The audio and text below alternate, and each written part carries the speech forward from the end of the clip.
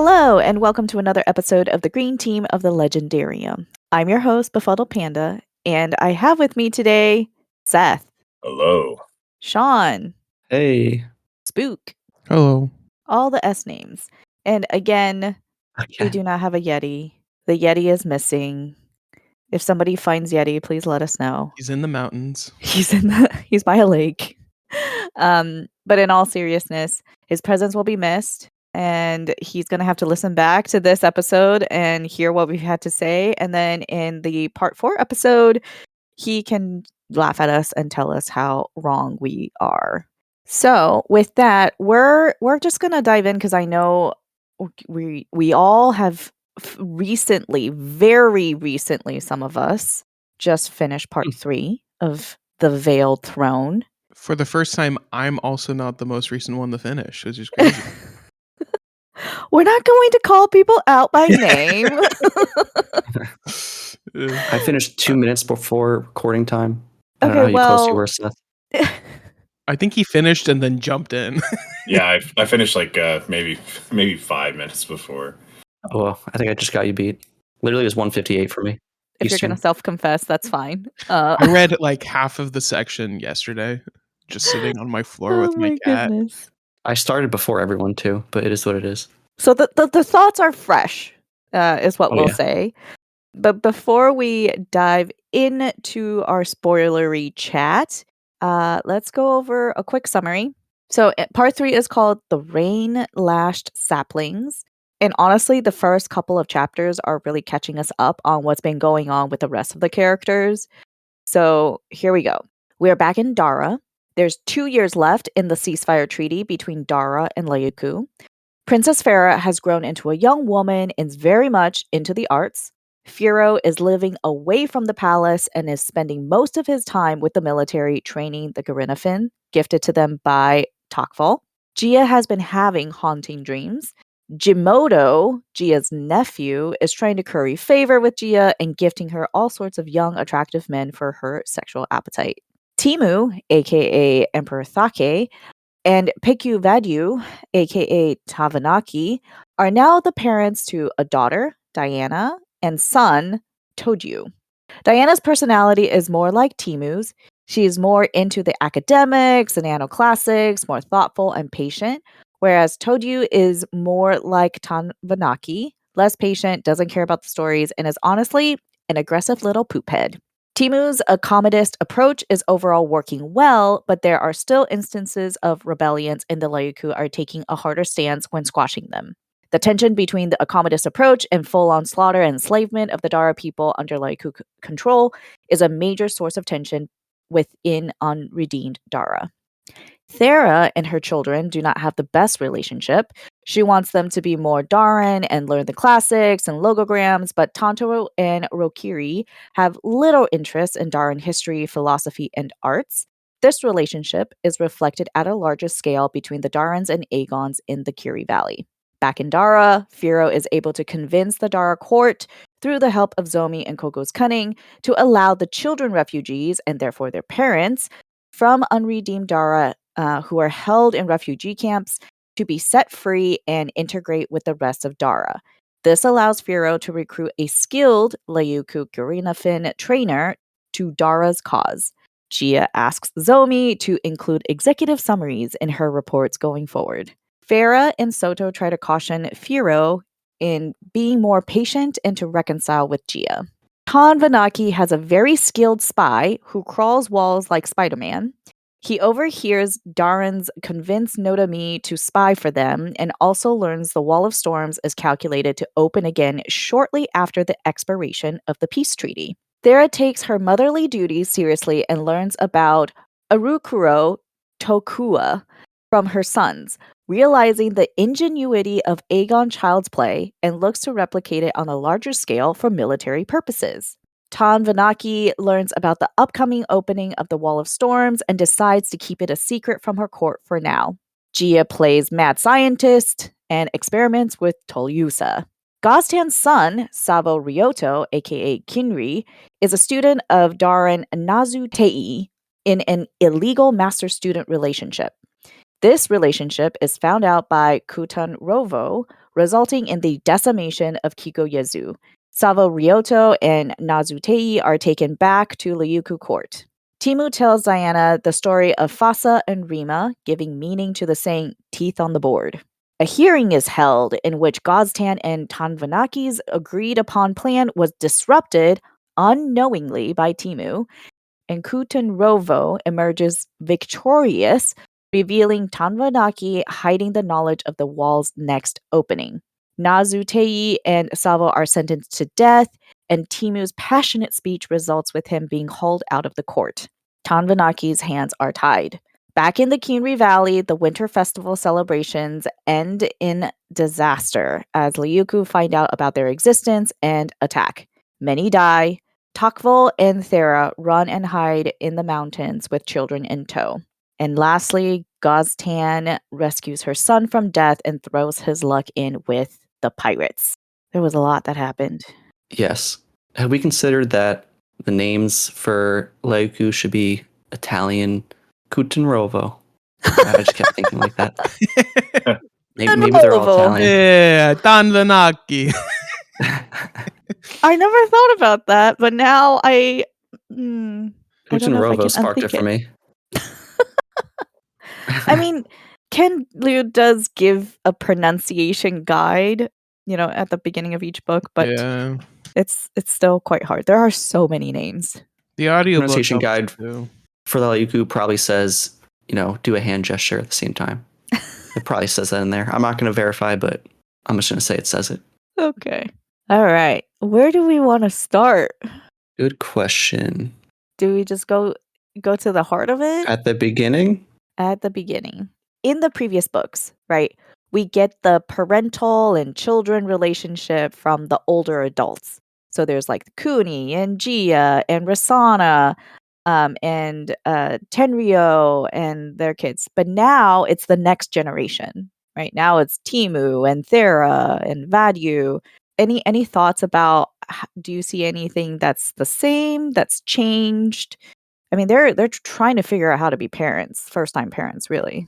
First-time parents to children who are like half of their culture. And like, I really like, I don't like seeing the struggle, but I appreciate kind of seeing the struggle of their kids trying to find their own identity in being both of these cultures. And the parents, I think both Timu and Thera really trying to get their kids to be more Darin. And they're like, their kids' kind of nature is to more lean towards Aegon and Ryukyu.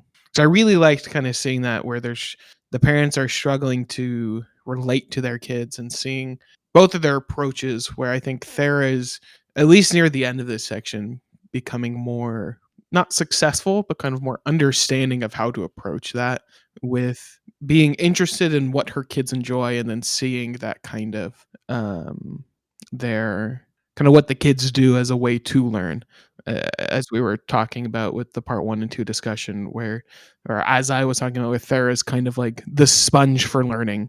And so she learns through the kids' machines, and maybe this is some way that she can implement in the future. But I really do like them kind of reckoning with the difference in culture and how raising children is.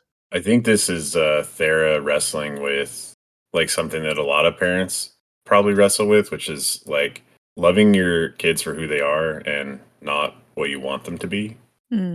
I enjoyed this chapter. Like I enjoyed seeing Thera as a mom, and it's fitting, and she seems like a thoughtful mother, right? But she clearly is carrying some like expectations for her children, right? She's clearly very frustrated, where, she goes through all this trouble to bring her kids moonbread, right? Which, like lotus paste, it's not native to the Ryukyu, to the scrublands. And it took a lot of effort to grow and cultivate to just be able to make this. And for her, she has a lot of nostalgia. It's very important to her. She has a lot of fond memories attached to moonbread. And to see her kids just not care, to say it tastes bad, like, I mean, I can feel the heartbreak right there, But then we kind of get the later section with, is it Seema, who created like the kind of combination of cultures with the moon bread and how everyone loves it now. Yes. It's hold on. I do want to find that Or name because Sammy? He's a moralist Sami? scholar, right? Was it the scholar or was it it was a scholar. Oh, so not Sami who did It the was No, he's not a moralist. He's a cultivationist. Yeah. cultivationist. He's Razutana. Yeah. Okay, I mixed those two people up. Yeah. It's okay. Razutana is such. I mean, I put this in our chat, but Sorry. I would love to have a short story about Razutana's like culinary journey and experimentation. It would be such like a cozy story. Using brain as well. Yeah. Yeah. Wait, was this the guy that like joined like not the expedition, but like the fight on the big city ship? Yes, I believe it's Okay. him. That How caused far the he's come. I know, right? Shouts out. Yeah. Sean, thoughts? Well, the most interesting way that this kind of, I guess it's a theme. The most interesting way this theme is explored for me is pretty early on in this section, chapter 17. Thero and Thorio are discussing this issue, basically, and they have different ideas on what makes people of a certain ethnicity. Thera was thinking, or like musing earlier in the chapter, about how her kids are not in Dara, so they can't gain that knowledge and that mindset via essentially like cultural osmosis. Right. They're not like tied to the land. They're not ingrained into the culture. But Thorio thinks that kids need to live a certain way to be of the people. It doesn't matter where you are, as long as you live the way that that culture kind of is all about. But Thera's trying to make her kids live of Dara, and it's not working at all. She's trying to replicate Dara. Yeah. But so it seems like Ken Liu was saying it's really your environment that really pushes forward what if you're of two types of people, it's really your environment you're mainly in that boosts that area, that certain ethnicity. Maybe you are part Indian, part Irish. You grew up in Ireland. You'll be more so.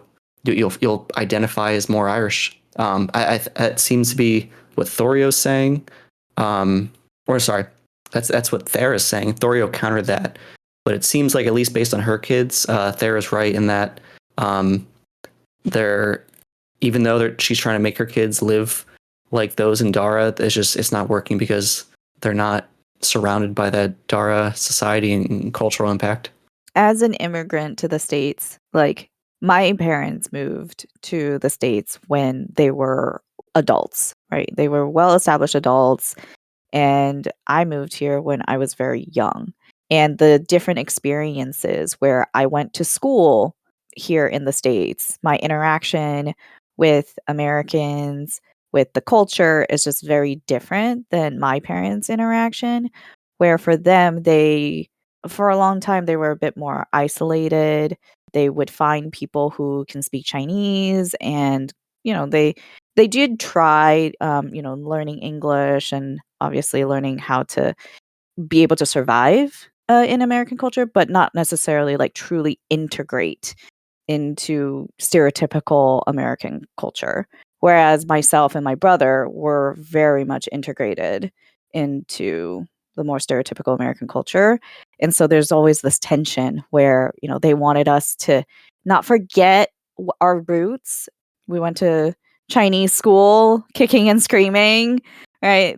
So this is the part where I'm like, I relate with the kids, where, parents forcing you to try to learn to write and read a language that nobody else around you was using. And you're like, what's the point?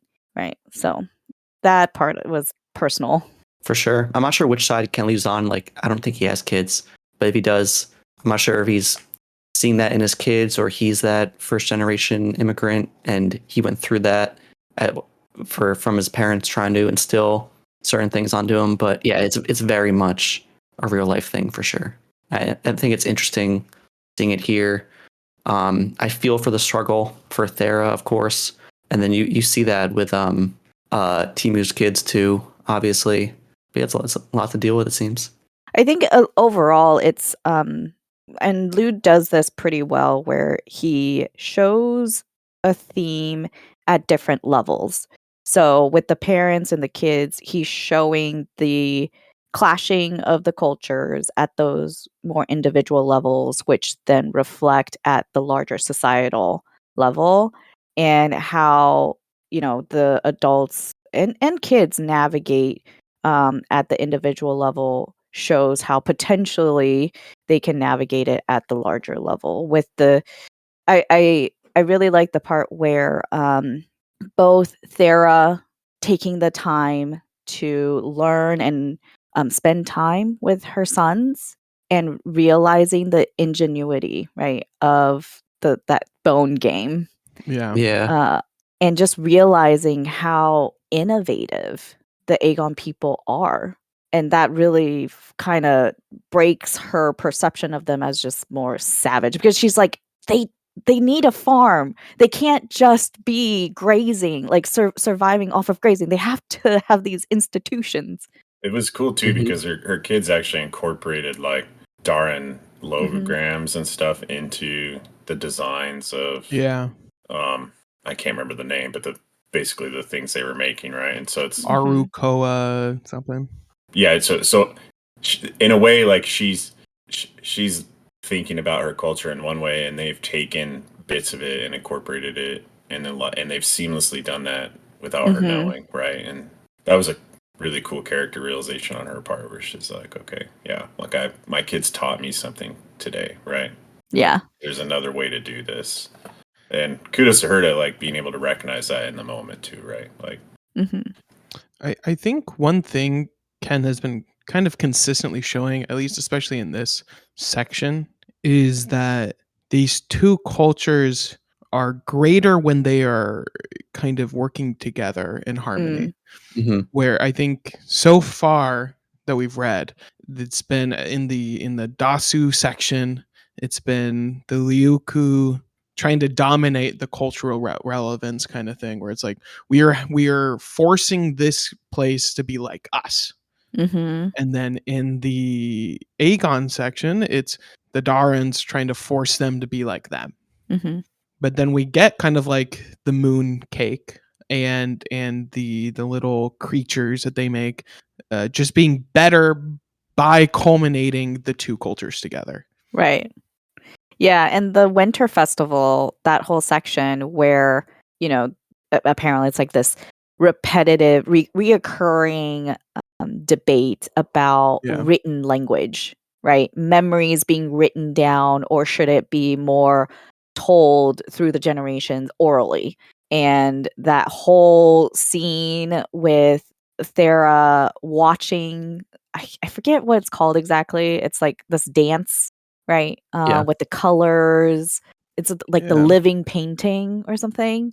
And her realization of like how history and memories and storytelling could be done in such a different way and still be so effective. yeah, there's a great section in that where she's talking to the like the shaman of the Aegon, right? And Yeah.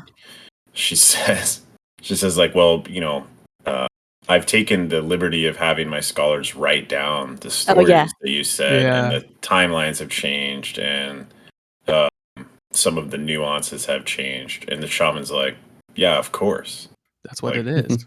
that's of course, right? Like we all add like each generation of shaman or whatever, right? Like adds their own bit to the culture, right? And then the culture as a whole changes. Mm. But to the shaman, that was like, yeah, like that's self-evident, right? And Yeah. and Sarah's thinking it Sarah's as trying to like, think of it as like gotcha. a gotcha moment, exactly, right? And Yeah. Well, because for Thera, she's very much about like, but what is truth, right? Yeah. How can you point to something in history and say that that is the truth if it's not written down? And once it's written down, it can't change, which, I mean, not quite Yeah. true. Yeah. But for her, because like she points to the knots that the shaman wears, and she's like, what does that knot mean? And the shaman's like, it means this. She's like, but what about that knot? And the shaman's like answering her, but then Thera's point is, but you're the one that knows it. Like after you pass, who's gonna know what those knots mean if it's not written down? And the shaman's like, well, I train the next person, right? I pass on these stories, and they're the ones that do the remembering and da da da da da. And so it's this conflict of, is written form really that much better and more truthful and unchanging than the oral tradition? And I mean, if we look at it now, even words change meaning, and we have to glean different meanings from them as we Mhm. translate things now. Where it's like the things that are written now, we almost have to look through a cultural lens to see what they mean Mhm. and then rewrite it in our own language to fit the same kind of cultural importance. Right. Throughout history, we've lost a lot of written text Yeah. through, accidents and violence and war, right? The burning of the Library of Alexandria, for example. And so I think Thera's point was like, well, the people could just die and then that oral tradition is broken. But the texts themselves could also be destroyed, and there it goes. And the culmination of that debate happens in the dance itself, where Thera really feels like the performance and everything it's adding to the story. She like feels the history. She Mhm. feels the tension and the conflict in the dancing and the music, and she's like, "Whoa, there's elements here that are not expressed that don't come through the page in written text."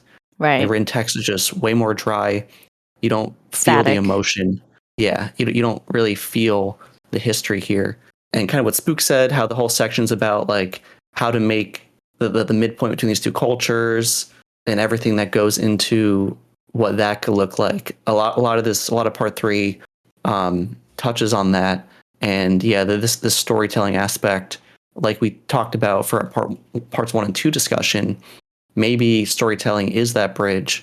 Maybe that section we quoted is the cipher for this conflict, because storytelling is a way to make your viewpoint clear, just to express your history, and you can't really know someone until you know where they came from. And maybe the best way to tell that story is through these more emotional performances. I would also say that the arts, just the arts in general, are Yeah.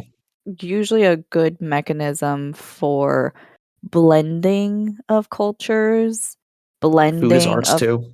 Huh? Food is arts too. Yes. Yeah. Yeah. Blending of perspectives in coming together to bring something fresh, a different take. And because the art typically is appealing to not like the logic, not the mind, but the heart of humans or stomachs. Yeah, and I think what like the Winter Festival chapter in general makes me think of is like that some of the characters are realizing it's not an all or nothing type of thing, right? Like Mhm. that we do probably need to write stuff down, and we do need stories, and we do need cuisine and music and art, and like and that all those things together are what bind us and how we can communicate and how we can pass down history, right? You think of like I have a recipe from my grandmother, right? Like that's a Mhm. form of my family's history that's been passed down, or something, Yeah. like Yeah. or a piece of art. But it's interesting because both sides have come into this with that all or nothing mentality, right? Like, Mhm. and the Winter Festival chapter was good in a lot of sense, in a lot of ways for me. It was like you know a great callback to some of the stuff from part 1, right? Like Liu does this, where it's like, hey, I set this theme off to the side for part 3 while I was doing terrible things with Gia and Kuten Ravo, and like, but we're not done talking about it yet, right? Like, and this thing is still happening. So Yeah. I just enjoy it. Again, I can't, these callbacks, this building of theme, that he does, I think is just phenomenal, and it's really thought provoking, right? Like it certainly has made me question like a lot of the nature of what Lou's getting at a lot. I think, like on a personal level. Yeah. He's crazy good. Like genius status. I'm just so impressed. Like every time I step away from the book, it's crazy. Yeah. So underrated. There have been so many conflicts throughout human history, and they all leave their mark. They all leave these scars. And the big question is, how do people reconcile after somebody else commits these huge atrocities, right? And this is where Kutan Rovo comes in. Like, she feels so deeply like scarred by how the Darans like treated her family and all that, and she is out for revenge. Yeah. And in order, so like for Timu, he's like, we have to be able to coexist, right? Which is why he pushes the comedist approach. Tanvanaki like humors it because, you know, that's what she sees as the future, not knowing if there would be reinforcements coming from Liuku or not, and because they are outnumbered by the Darns. And in real life, I mean, you know, just thinking about how there have been civil wars, there have been all sorts of these kinds of violence done between people. How do you reconcile? Like, at the end of the day, we're all humans. We are all part of this planet Earth, and we have common goals, but the history, the scars, they're still there, you know? So how do you heal? Yeah, the cycle of hatred, cycle of revenge. Who is it in the text that mentions like, oh, this person did this, but then this person, the only person only did that because this happened to them, and then like they keep tracing back everything. Someone did that in this section, but I forget who. I think that was that Nazu that was Yeah. talking to Yeah. probably. Soya about Okay. Yep. because he was like, well, other people did this, and she's like, we could sit here and do this indefinitely All day. right? Yeah, Exactly. Yeah. And a lot of media literature talks about that, these conflicts that go back and have so many elements to them. Who's at fault? How do you break away from it? Mm-hmm.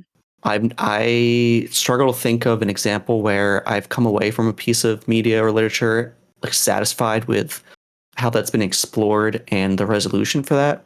I think if anyone's going to land it, it's going to be Liu. So we'll see. I feel like that's very big picture stuff for this series. So I'm excited to see how that develops more. Mm-hmm. Yeah, Kun Ravo, you know, terrible. Like, just you know, but New she's villain unlocked. yeah, yes, definitely Darth Kun Ravo. But if you think about it through the lens that Panda's talking about, right? Like, you know, there's the 5 stages of grief. Like, well, she's early on in hers. She's stuck in anger, right? Yeah. Yeah. She's in anger, and she can't get past that, Mm-hmm. right? And the things that she's, you know, the atrocities that she's committing are, you know, undoubtedly terrible, right? But it's easy to see her motivations, her motives, and how she's blinded by her anger. Yeah. Mm-hmm. We have a little chat, you know, as we go through the books, and Panda had asked, you know, who do we think is the bigger villain between Kun Ravo and Gia? Because I famously hate Gia, right? Yeah.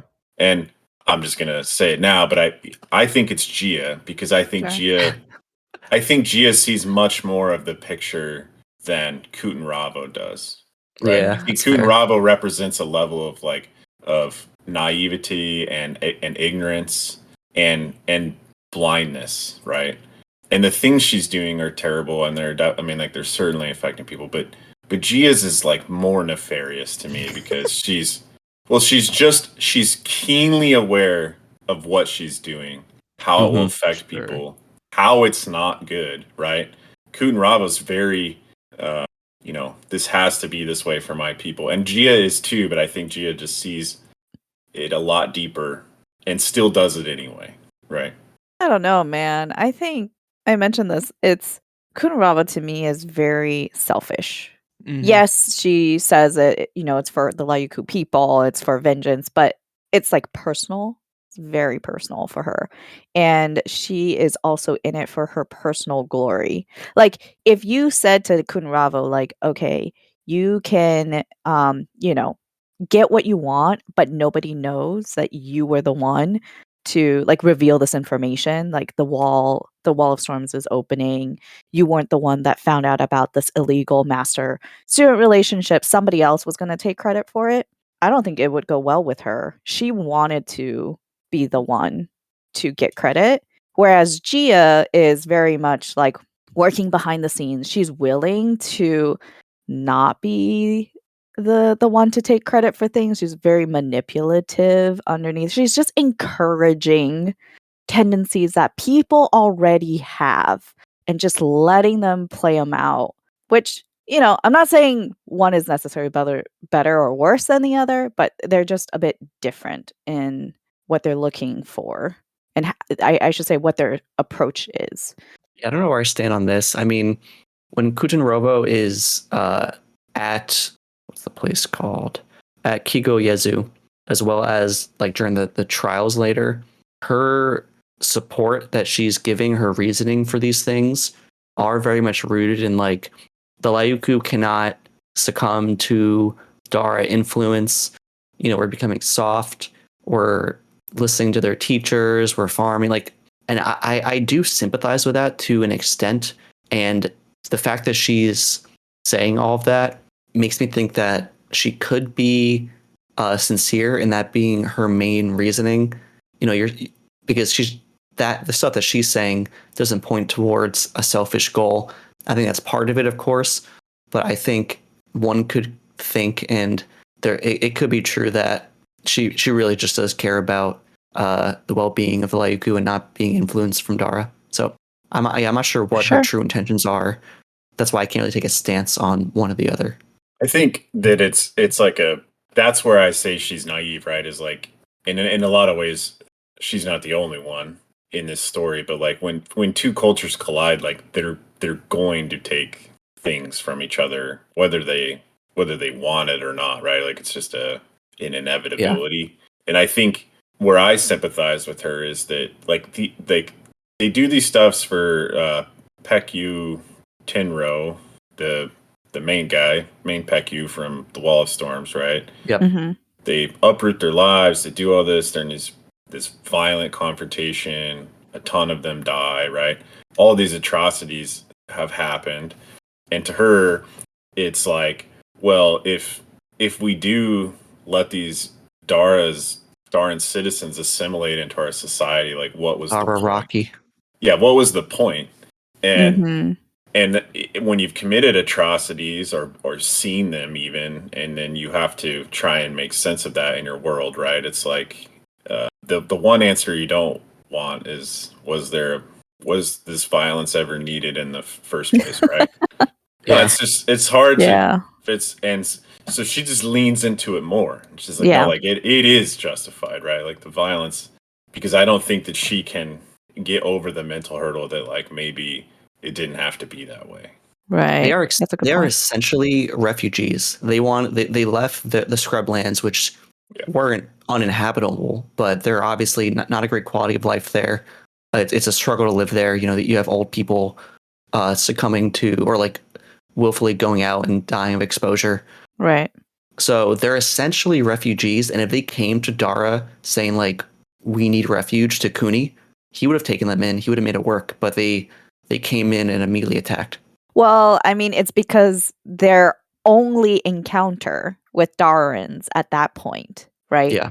Was the Admiral and the City Shields. Yeah, like they're slimy. They act this way. The subterfuge and all that. But it is just worth thinking about. Like, if they did come in peace, well, yeah, it would have been fine. Which there's like a layer of dramatic irony there, right? Because Tenryo overthrows what he sees as like a dictatorship, essentially, in the Lyuku before. He's just like, look, these people have conquered the Scrublands and they're terrible, and I have to overthrow them and do whatever. Yeah. But he doesn't ever stop to think like, is Mapirde, like who's actually in charge of Dara now, right? Like a huge amount of time has passed. Sure. And say what you want about Kuni, but he's way different than Mapidere, right? Like, no, both of them are dead. So true. Kuni wasn't dead when he got there, but that's the thing is he just never stops to think like, or at least not on screen, right? We don't see it that like, oh hey, maybe yeah, I did have this awful encounter with the Darans, and that's not going to just wash away. But what if we send some emissaries or something and like But I mean, see how it goes? that's like an example of a scar, right? Like Yeah, Dara Yep. created the first scar when they first met the Leoku, and so how do you reconcile? How can you expect somebody where that's the only encounter of your people would think otherwise? no, and I sympathize, and I like Sean was saying earlier. I this is a theme. Cycles of abuse, cycles of trauma and violence that Right. has been wrestled with a lot, and I am really curious to see where Lou's taking it. But it also it goes back to what Nazu's saying, right? As the scholar, like we could go back forever and Right. do this, right? Like it Yeah, takes how do someone you to step up and say, like, I'm tired of this cycle. Yeah. How do you break the cycle? Mhm. Especially when there are people who want to perpetuate the cycle and they have a lot of power. Yeah, and that's oh man, the trials chapter was brutal for that, right? Like you can when that chapter started, I had a bad feeling of dread, right? I was like, I think I know Yeah. where this is going. And it did go that way. And it's brutal though. Like it's brutal to read in real time, right? And you Yeah. see how opinion sways on this, and then all of a sudden, we get a blurb at the end where, Gia's being basically debriefed on what's happening, and that the amount of like non-combatants that have been killed in the last 3 months was more than in the last 3 years put together, right? Like Yeah. all stemming from this trial, all stemming from Goztan attempting to break this cycle. Mm-hmm. Right? She requests that her son be taught, the real histories, not like this watered down, state appropriated history and philosophy. And when the scholar asked her why, she's like, so that he can grow up basically not to have to kill, not to have to do this anymore. So in her attempt to break the cycle, or at least for her son, right, it starts a domino effect for what ultimately leads to more violence. Yeah. And to catch the listener up in case they're rusty, so we do key in on a chapter in the middle of the section where it takes place in some sort of village, remote village. We have a Dara scholar of Nazuri, and it's revealed that she is a student. Student's student name is Kinri. Ends up being revealed that this is Savo Ryoto, Goztan's son. And there are teachers that can be state approved by the Liuku, but this is outside of that. So this is under the table. It's illegal. Decided to be it's an illegal teacher It's master. seen as an act of treason. Yeah, with reason. And we kind of get which is what is initially a one-off chapter on this, and then develops from there as we've alluded to. Yeah, and it's one of the interesting things about here we talk too about cultural exchange is that it's a tradition in Dara, right? Like when a scholar or a master takes on a student, for there to be like an exchange of some sort of symbolic good or material or something, right? And Goztan's actually aware of that and wants to adhere to it, right? And Nazu's like, no, you don't have to do that. And so one of the things that ends up damning Nazu is this exchange, right? Goztan gives her some pins. The spear tip. Yeah, well, yeah, Goztan gives her the spear tip, and then there was something. I can't remember what the other piece. The hairpins was exchanged, but yeah, the spear tip Nazu used as her hairpin. Okay, that's what I thought. Yeah, and then Nazu gave Goztan's son a hairpin, I believe, as well. Oh, I don't remember that part. I don't remember what she gave him, but yeah, but that's ultimately one of the things that damns her when Kutenrava is at the village, right? Like, so it's just a masterstroke of these like little things, where we have people like actually trying to do something decent and like it's really not true, but he just brings it back, and it just, you're like, oh, this is a symbolic gesture, but it's like there's layers of symbolism to it as we How find out culturally later. important these little things are can lead to them being outed later. Yeah, I mean, Yep. like I said, just the layers of it is just it's so masterful. You have no idea. I guess in that what Sean alluded to, what kind of feels like a one-off chapter, that it would have so many layers of symbolism to like this one thing. Well, we get this whole like history basically of a game, Zamaki. Mhm. Yeah, chess, but with extra Yeah. steps. Well, it's Super chess. it's a real game. It's a real game in Oh. Chinese culture, Oops. which Koopa is also a real game in Chinese culture. So Koopa is basically, my understanding, is the equivalent of Go, and Zamaki is I guess like the closest equivalent would be Chinese chess. Gotcha. But it was very interesting how Nazu was explaining each of the pieces and their moves and everything. And so if you're familiar with the game, then you can see like, oh, okay, I know exactly what they're talking about with the airships and the courtesan, and how like Sava was like, why are the courtesans so powerful? Then that game becomes a critical piece of evidence against Nazu. Yeah. So, yeah. Because she Yeah, has these because the pieces are that Krubins. yeah, outlawed symbology. It's a shame because Kinri had a lot to learn from Nazu, and Nazu's a great teacher. Underrated. What do we call them? Like the general scholars in Dara. I'll just say scholars for now. Oh yeah, they have a name. I can't remember. They have a few names. If it was the Toa Daoji or something. Yeah, but yes, underrated scholar. I think later in the section, like Gia mentions how like, oh yeah, she failed off of the examination pretty early, but I feel like at that point she wasn't set up for success. But anyway, like I do love their conversations. She's a great teacher. Kinri was very receptive as a student, especially someone that's not accustomed to the Dara way of thinking. I really liked how Kinri, I'm gonna call him Kinri, even though it's Kinri Savo, same thing for anyone that forgets. Kinri equated chess theory to logograms, which I thought was a really cool little detail there. How like chess theory and chess moves have a lot built into them, even though they're simple on the surface. I posted in our chat today as I was reading that I realized something that maybe I realized much later than you guys, but I realized that Kinri / Savo, his biological father is definitely Oga. Yeah, in my opinion. I see what you mean. Because remember, God's hand took him to bed. Yep. They did the thing. Yeah, and I mean, I didn't check this, but the timeline works out in off the top of my head, and just with how much Kinri is into learning and academics, I mean that's a through line too, but it makes sense to me. But maybe it's also why Godstown wants to encourage that for her son. Exactly, she knows his potential. She knows kind of his DNA. And also, I think it's a way to honor Oga. Good catch. She wants that for her son. Yeah, I didn't even. Thanks. I did not put that together. It makes a lot All of right, sense. nice.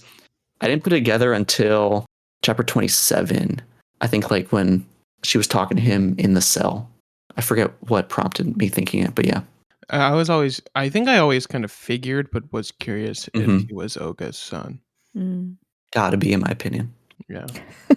I'm actually curious to see what'll happen with like Timu's son, because when I was reading this section, Kenri and Timu's son are like friends of a sort. Yeah. But there was a lot of talk of like how the mixed children, mixed Daran and Lyukan children, like that there's racial slurs for them, and yes, they're kind of pseudo second class citizens, or at least there's still like quite a stigma about that. And I'm interested to see like how that will manifest with him, like in their society, because we have this huge shift back right at like the end of this section, essentially, where it's very like pro Lyuku, Yeah, they're on the rise. Dara are just slaves, like they have no rights, and so maybe one of these like unintended consequences things with him. I could see like happening in the future or something. I mean, Timu's son's already like mad at / cutting ties with Savo because he like broke the present he gave him and was speaking to Timu about how he's like, yeah, cutting him off, cutting him out of his life. Well, Thinks he's a Toju traitor. Yeah. doesn't really identify as Darin at all, right? He really Right. just sees himself as Liuku. And I think the more interesting thing is Tanvanaki, the position that she could be put in, where, like, will she have to kill her kids or do something terrible to prove her loyalty to the Liuku people? I didn't even think about that. Or be overthrown, right? Yeah, Like, or you're where not they fit. even acknowledge her kid as like a legitimate heir because he's not, Right. full like Either of yeah. them. Yeah. So that'll be interesting. What did you guys Fun think stuff. of, like, I was really moved by Nazu's like last encounter with Henry, Yeah. where she's like, no, like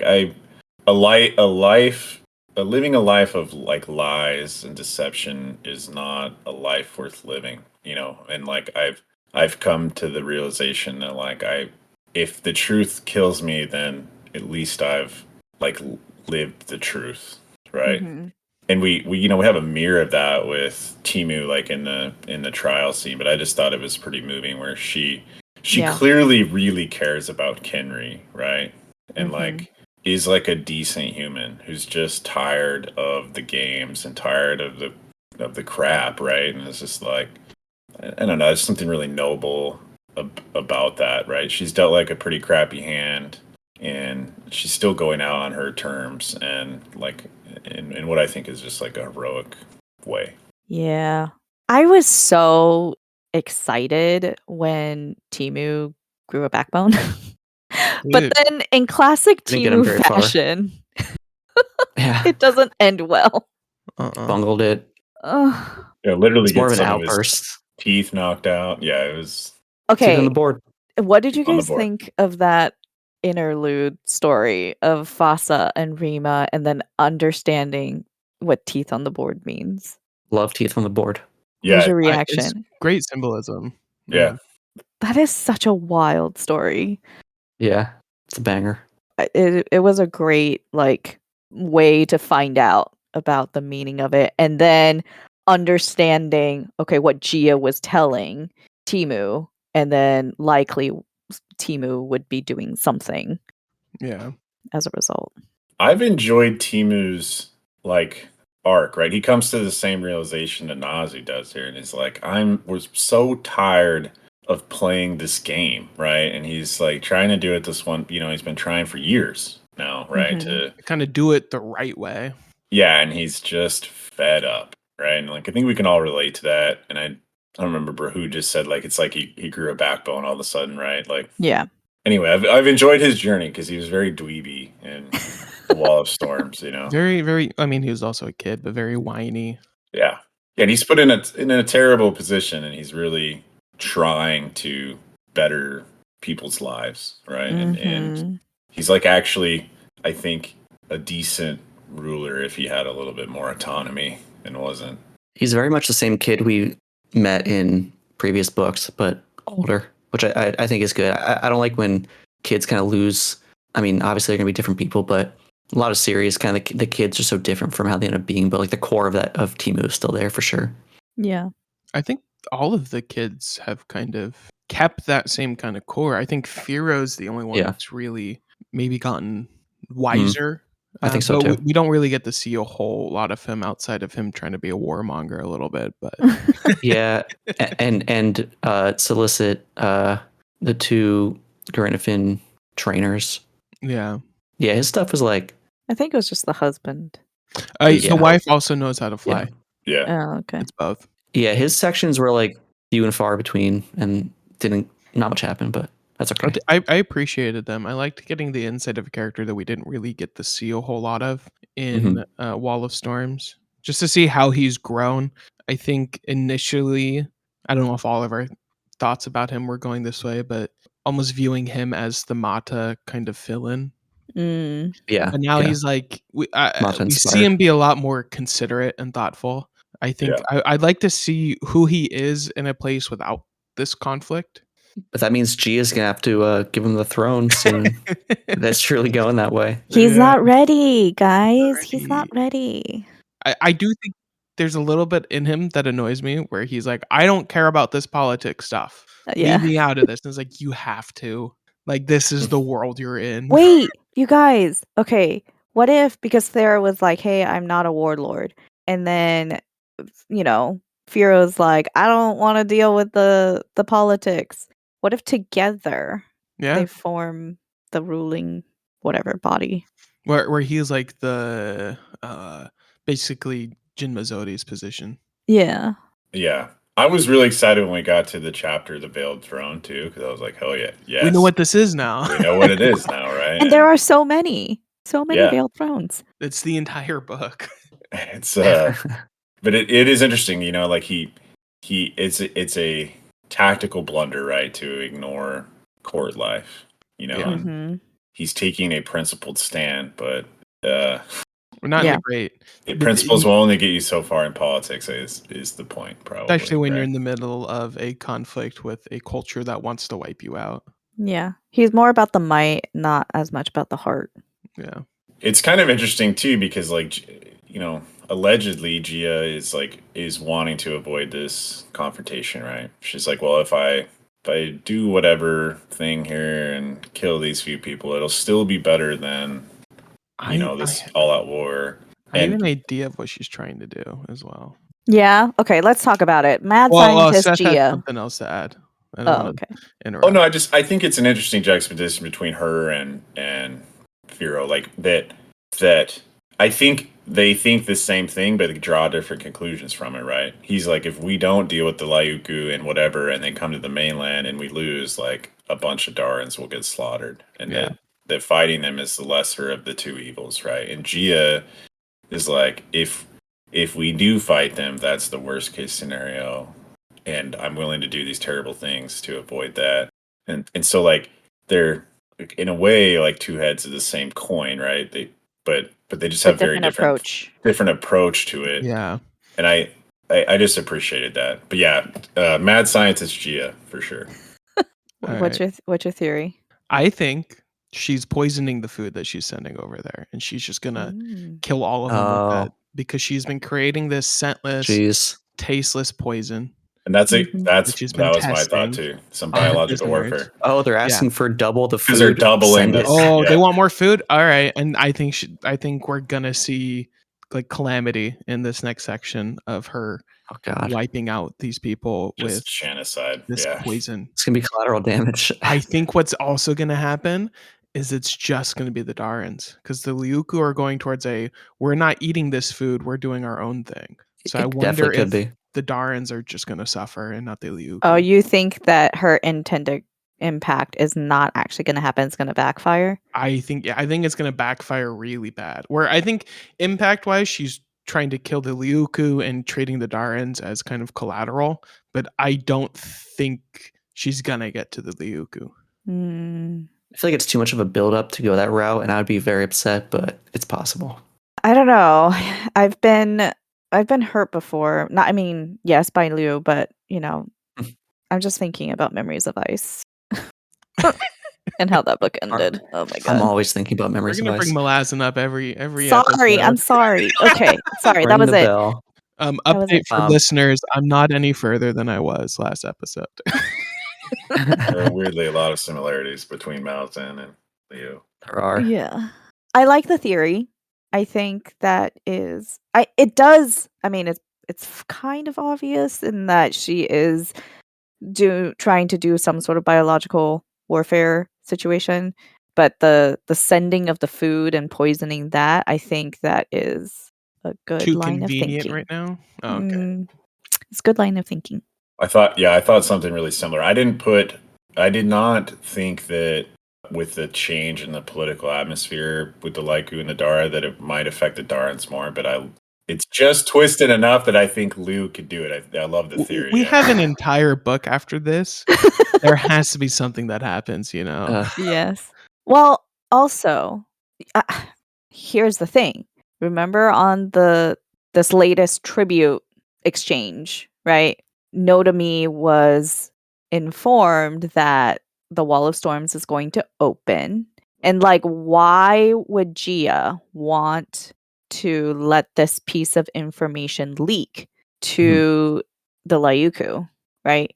And I do think she's playing like, 5D chess where is it her in her plan to have the tension and violence escalate in Unredeemed Dara? And like how would that fit into the rest of her plans if she's also doing the biological warfare, Yeah. If this works, I might be Team Gia. She's really smart. I just wish she was.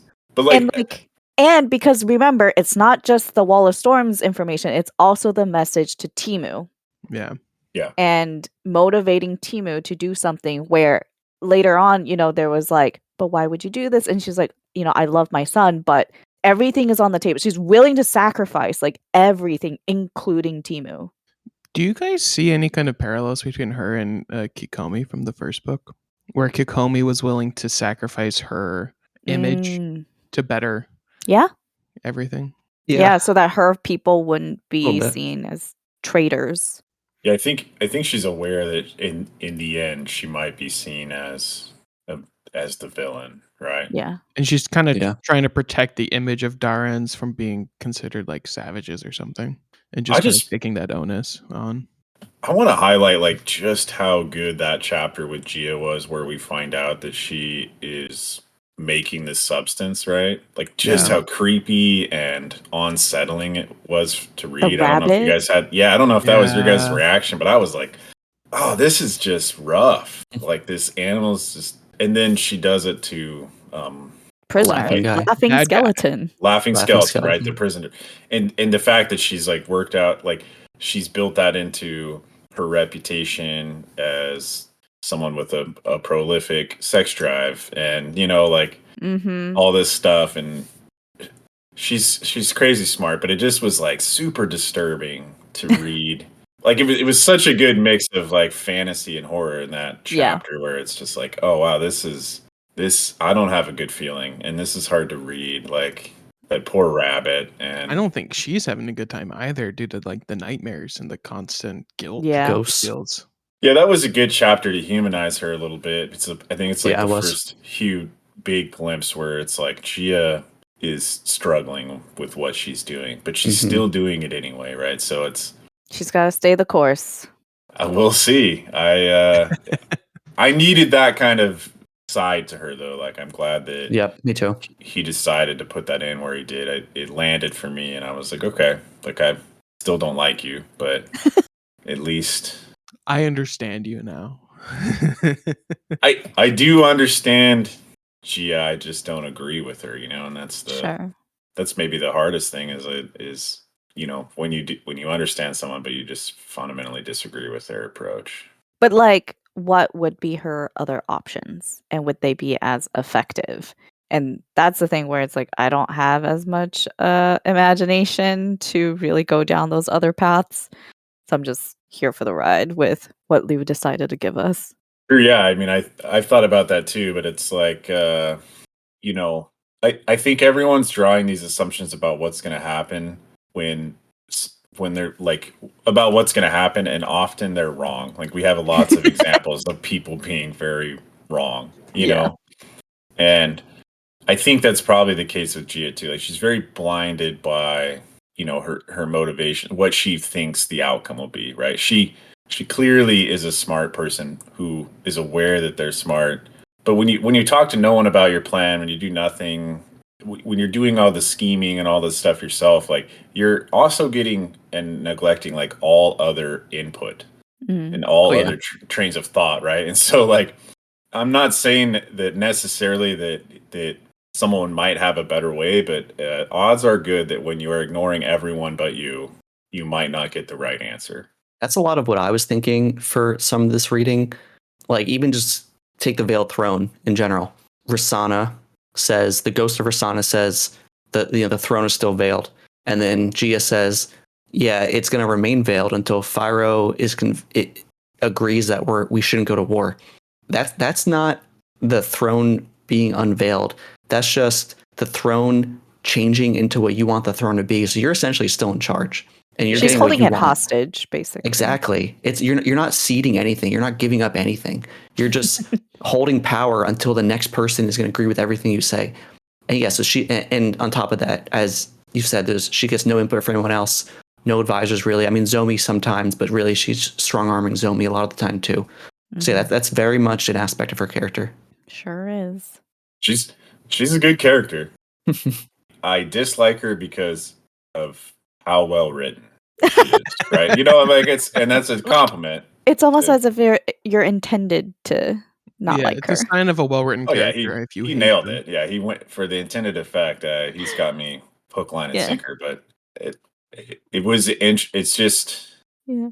I feel like we're gonna get more of her in the second half, and I'm very curious. So definitely a lot to be able to talk about, and we just don't have enough time in this episode. But if there are any topics or characters or questions that listeners have and wish we did cover, let us know. Next episode. Yeah, we're going to continue recording episode on the series so we can address whatever it is that you propose in later episodes. But we do have a couple of listener questions. We do ask for questions on the Legendarium Discord. So if you want to propose anything, join us there. Okay, so Ash asks, do you know about the history Liu is borrowing from prior to reading? If so, what perspective have you gained on it through his storytelling? If not, are you now interested in learning more about the period? We did talk about this in previous episodes, but now that we've gotten further in the series, what do you guys think? I don't know anything. Okay. So I think it's really just the first book that is kind of a retelling of Hanshi Dynasty. There was a specific conflict, which I Yeah. don't remember what it is now. I think but it's the Hanshi I don't fully remember, but I believe it's only really the first book itself that is pulling directly from history. I think the rest of this has been his kind of brainchild. I think also like there are definitely clear cultural and social things that he's borrowing from, like the games that I mentioned. That's pretty direct. The philosophies as well, or the philosophies, yeah. The logogram structure, the written language thinking, but a lot of it is him, like his take. And I personally do not know a ton about the history during that period. So, and yes, I am interested in learning the real history. I kind of going back to logogram.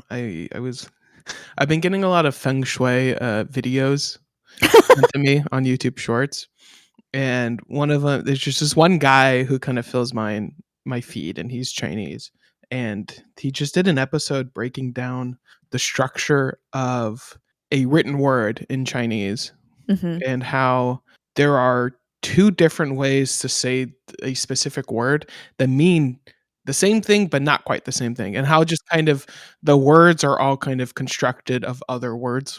Yes. And I was like, oh, that's kind of like logograms. Yes.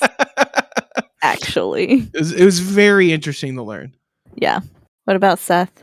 Yeah, I don't know anything about Chinese history. I love history, and I read a lot about military history, so I'm definitely curious and definitely will be trying to acquire at least a couple books on some of the stuff he's pulling from. It's pretty fascinating. So I do wonder if he's ever compiled like a reading list. I'm sure he has somewhere, maybe in an interview or something. So worth us just doing a little research and see if we can find. Is there a bibliography at the back of this book? There's I don't not. think so. No citations. Yeah. I did look it up. It's the Chu Han contention. I was close. I was very close. And the rise of the Han Dynasty in China. Yeah. But that's really only the first book. Which the Han are still the majority ethnic group in China, is that right? It is correct, yes. Yeah, okay. And I think that also explains Spoilers. the first book being what it is, where it feels more like a historical kind of document than what we're seeing now. Yeah. Tells the history and then tells the story of the conflict arising from the history. Yeah. Mm-hmm. There's a very interesting way to do it. I mean, I think part of just with the four of us, because we have so little knowledge of the actual historical events, right? He really had to set the stage. Yeah. Yeah. Mm-hmm. Next question is from Chesky. Action versus drama. What would you say this book's greatest strength is and its greatest weakness? I think the strength is drama. There isn't a whole lot of action. Depends how you define action. Yeah. Yeah. I think part 2 had like the biggest action sequence we've ever had so far, right? Yeah. I think out of the is- first 3 parts, part 2 is probably my least favorite though. So Oh. Wow. I Still don't enjoy it. disagree, but at the same time, I think my favorite parts from it are not the action focused parts. I would say the strongest parts are the drama, and I would say Liu's like thematic Yeah, the philosophy and the themes. approach. Yeah, and the weakest for me is pretty easy in this one. It's just the extra amount of skipping around that we do. You know, like with the way it was structured in the beginning. Mm. Kind of a minor quibble because I grew to like it quite a bit, but I think that for some people it could be maybe more difficult. Like if you're really looking forward to the Daran political machinations, that you'd have to wade through like 300 pages of the beginning of this book to get there. Sure. Yeah, I would say greatest strength would be like themes and character work, and greatest weakness would be structure, but I also don't know how else you could really tell this kind of story Yeah. effectively in a different structure. I mean, there are like 2 major time jumps just in those first 3 parts. I would say maybe the other thing for me, and this is just me slowly turning into Era, is the length. This is a really long book. We're only Goodness. halfway. Yeah, it's an exceptionally. It's like 52% I have through a the book. hardcover here, and it's like 990 pages. Okay, of hardcover. can I tell you though, like if Erickson were writing the story, it would not be 4 books. No, It would be 10. Oh. yeah. Yeah. And it was Shots fired. Hey, I complained about the length of Malazan too, so at least I'm consistent. Yeah. I hear you, but at the same time, like when I'm reading the books, I don't feel like there's a lot of wasted words or like No, word count. yeah. So it's just Not how much.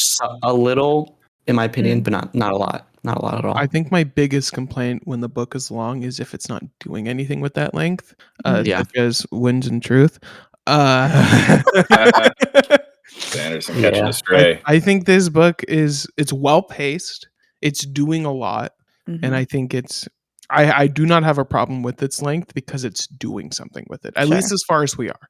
It could all crash and burn in the second half, but I don't think it will. Yeah, it's definitely a preference thing. I think I just get fatigued, not because the story's not good, but because it, like, I had to, and I'm glad that we ended where we did for, like, we just did part 3 for this episode, because by the end of part 3, I was knackered, man. The way that we're breaking like, these things up, I do enjoy how we're not just reading this book all the way through and then yeah, like I read chapter 20, is that 22 or 23? I can't remember off the top of my head. If you know, you know. And 23. Brutal, right? Yeah, you just want to put the book down and like go Yeah. touch some grass because you're just like. I was making food when that happened, and I wanted to put it down. I sat there. That was the first chapter of my reading last night, right? Oh. Like, I just was like, no. I don't. No wonder you didn't finish it till today. It drained me. I had to like, like I said, go touch some grass and like, I think pet my dog. to like Erickson's credit, when he has stuff like that, there's at least something to kind of release that tension. This book doesn't have like a whole lot of humor in it. It's a lot of just. Actually, I love that about it. I don't love Erickson's interesting. humor, but yeah, I like it. All right. You didn't like the devil's humor either, so that's fine. I think for Erickson, it's not even just the humor though. It's like I don't know. You get the peak of humanity and the lowest, The depths, and that could happen in the same chapter. Yeah, it's true. All right, predictions. Anybody got anything? I gave mine. You gave yours. I'm very interested where Goztan's son is going. Yeah. That's the character. Apparently drowned in a wave. Like, what the hell was that ending? We'll see. That was We'll brutal. see. Yeah, It's a shipwreck. Is he alive? Is he not? We shall see. Maybe he'll get swallowed by a whale. I mean, hey, interesting things Meet Cody happen when the Guard. ships wreck. That's true. Maybe a giant turtle will come and save him. The gods are right there.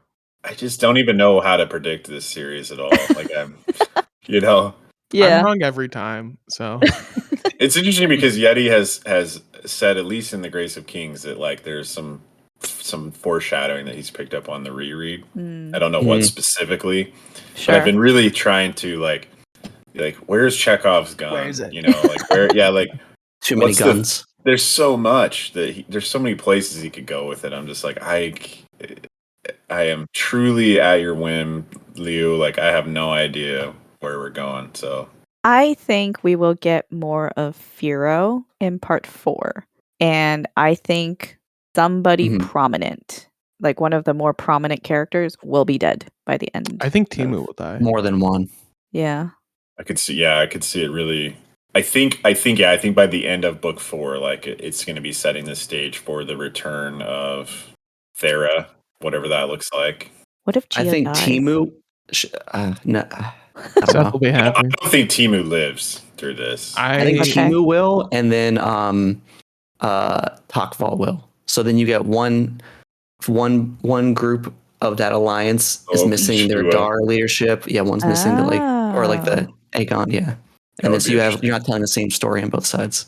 I need to like write these down so we can like at the Refer end back to it. on like our last episode of Speaking Bones, we can Yeah.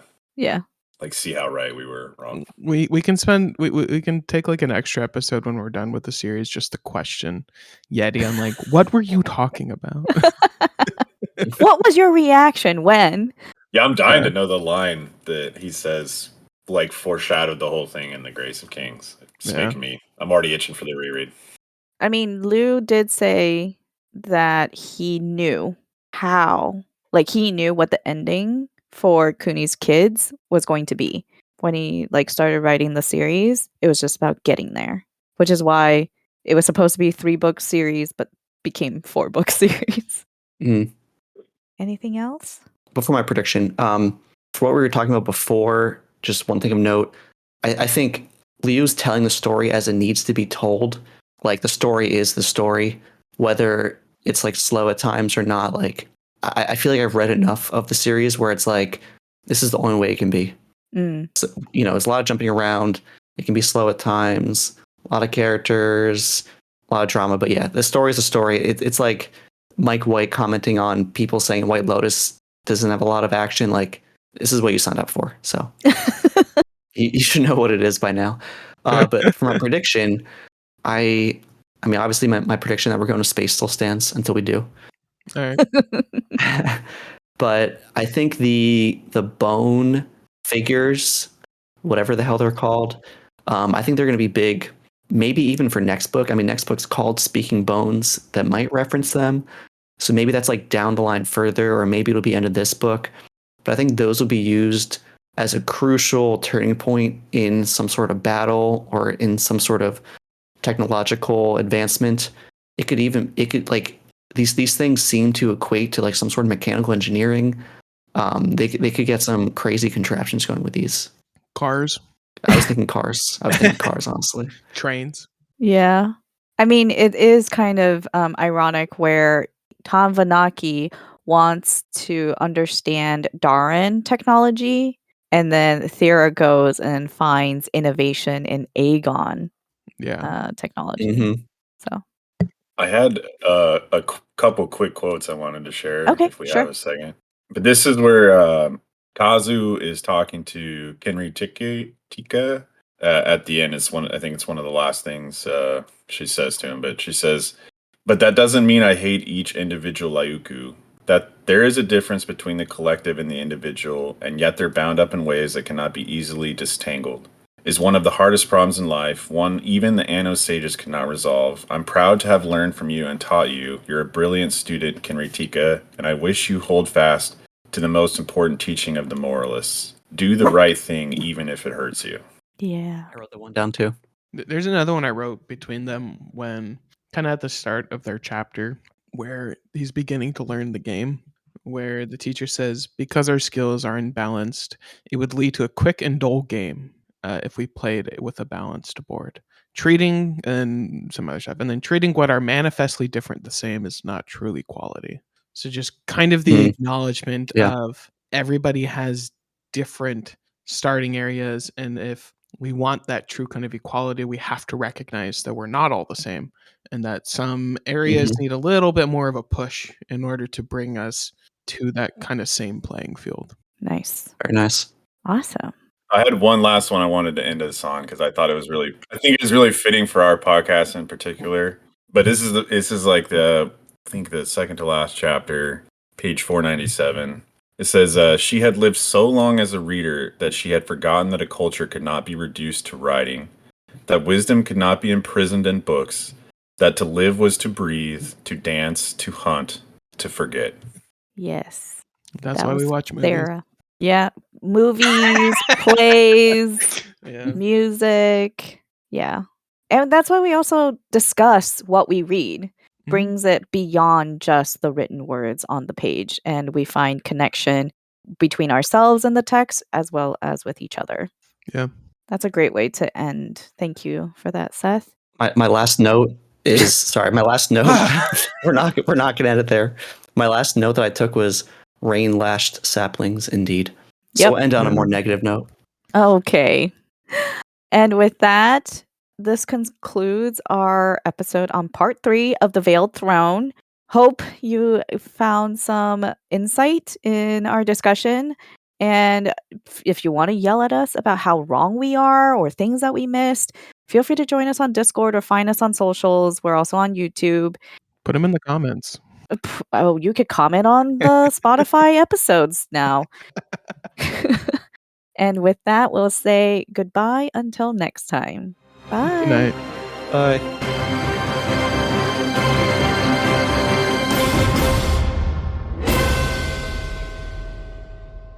Hello, and welcome to another episode of the Green Team of the Legendarium. I'm your host, Beduffled?